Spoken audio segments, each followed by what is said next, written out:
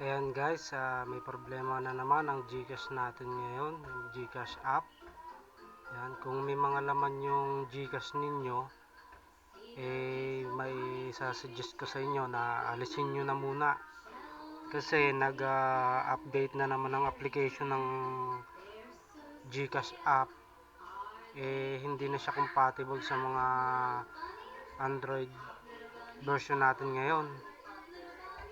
Ewan ko ba rito, kasi Android version naman ng cellphone ko version 8 plus. Ang kailangan lang naman na version ni GCash ay version, at least version 5 sabi. Kaya lang version 8 plus naman yung aking cellphone, yung aking Android cellphone. Bakit ganun, hindi siya mabuksan? Ayan, ginawa ko na lahat ng paraan. Hindi ko na malaman kung paano ko bubuksan yan.